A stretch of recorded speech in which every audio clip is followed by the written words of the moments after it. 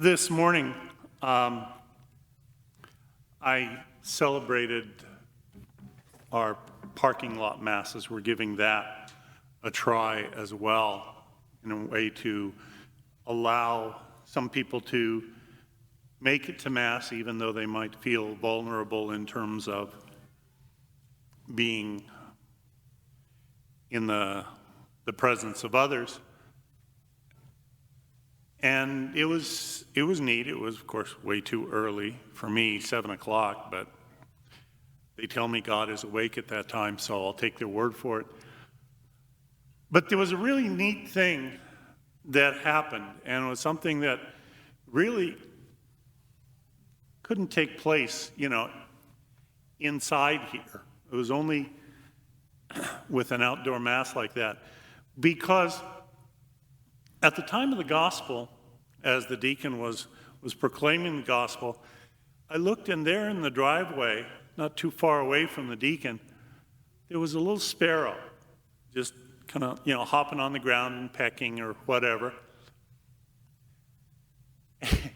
And when the deacon spoke the line of Jesus, "You are worth more than many sparrows," it was right at that moment that little sparrow just flew away.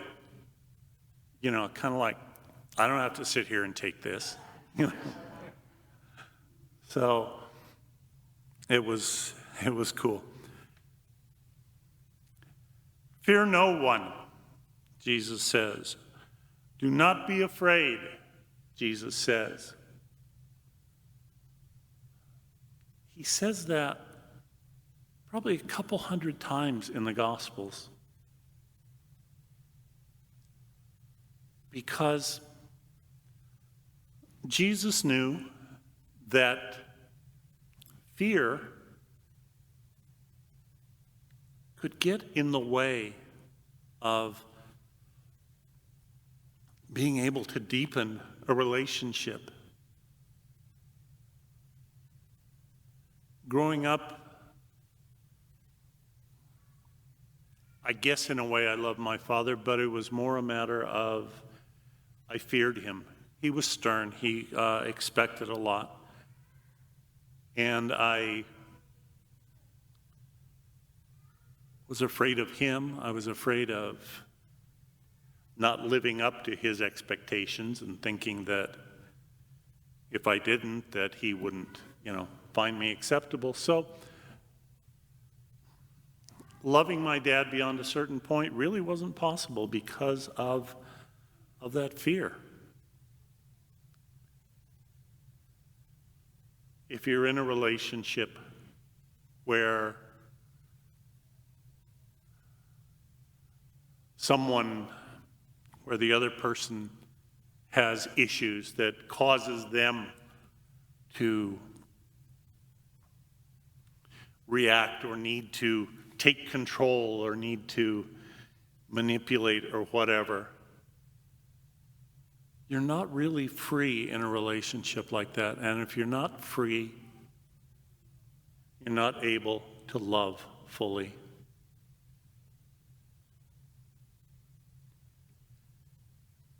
It's kind of amazing over the years, as I have talked to so many people, especially in the sacrament of reconciliation, how many of them fear God. They might not say, "Oh no, I don't fear God." And yet, when you look at our motivations, why do we do what we do? Why are we here? Why do we go through all of this Catholic stuff and try to live this Christian life? Many people, if they are honest, they will say, "Well, I don't want to go to hell, so I need to do the right things. I need to obey the laws or the rules."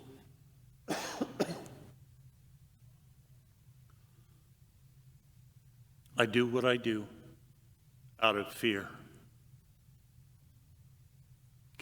Others will try to sound more positive about it.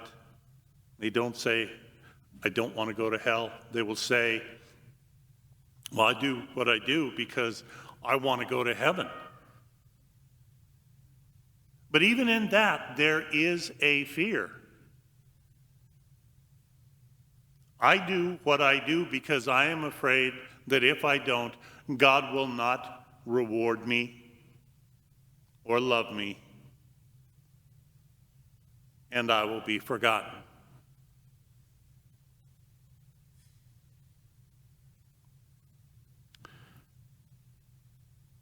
Those kinds of fear hold us back from a spiritual maturity that Christ calls us to. To truly live the Christian life, to live the demands of the gospel as Jesus presents them to us. It's not just a matter of obeying the rules. It's not just a matter of doing the right things.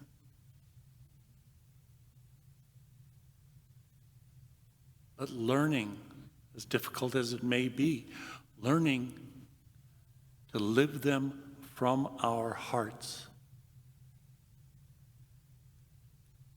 Not out of any kind of a fear of what God will or will not do to us or for us, but just as a truly free and loving response.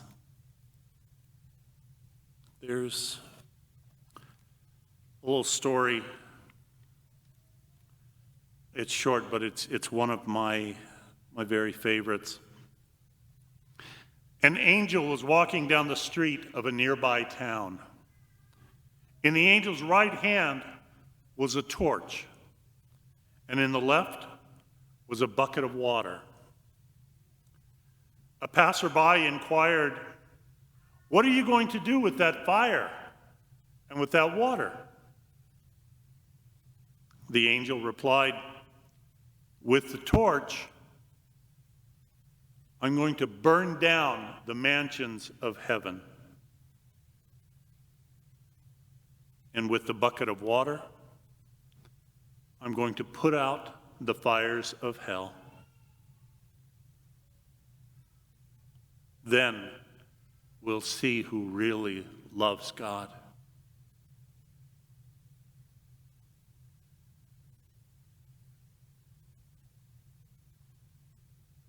If there were no threat of hell, if we didn't have to worry about a promise of heaven,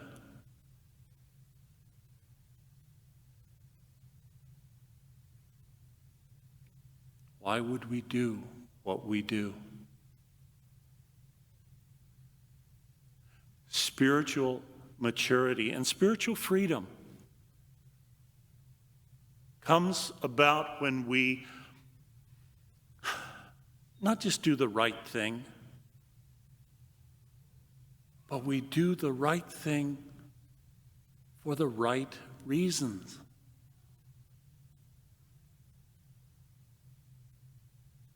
That's why Jesus says, fear no one, but certainly don't fear God. Don't see God as somebody that you have to impress, as somebody that, unless you do all the right things, isn't going to like you very much. We live with that kind of fear. We are not free.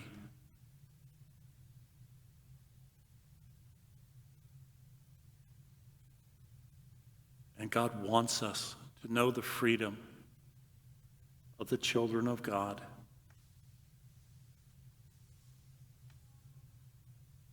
That's how we will come to understand what the love of God, what the sacrifice of Christ truly means. We will come to understand that, yes, for God, we truly are worth more than many sparrows.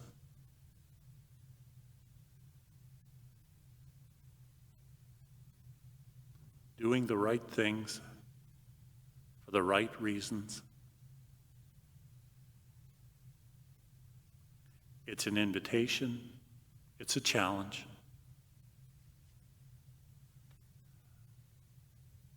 It's going to be hard. But we keep trying. We keep growing in spiritual maturity.